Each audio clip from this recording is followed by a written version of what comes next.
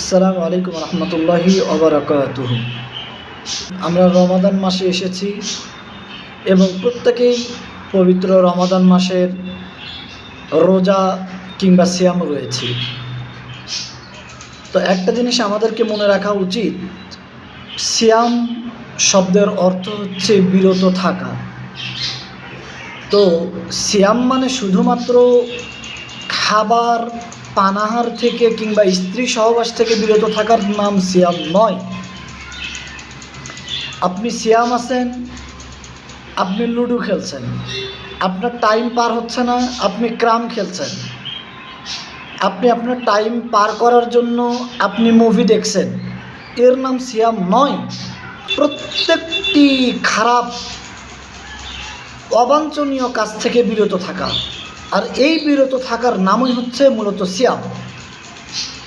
তাহলে আমরা একটা জিনিস ক্লিয়ার, যে সিয়াম অবস্থায় কোনো ধরনের হারাম কাজ করা যাবে না, সেটা হোক দাবা খেলা কিংবা লুডো খেলা কিংবা মুভি দেখা। ইভেন আর একটা কথা বলে রাখি, সিয়াম অবস্থায় আমাদের সামনে যদি কোনো বেপরদা নারী যায় আর আমরা যদি অবাক দৃষ্টিতে তার দিকে তাকিয়ে থাকি, কেউ যদি কোনো মেয়ের সম্পর্কে হারাম কোনো কথাবার্তা বলে, সে যদি কোনো মেয়ের দিকে তাকায়, তাহলে এটা তার সিয়াম থাকা হলো না। শুধুমাত্র সে সারাদিন কষ্ট করে না খেয়ে থাকা, এতটুকুই। কেননা সিয়াম মানে অশ্লীল হারাম কাজ থেকে, কথাবার্তা থেকে, আদার্স যত হারাম জিনিস আছে এগুলো থেকে বিরত থাকার নামই হচ্ছে সিয়াম।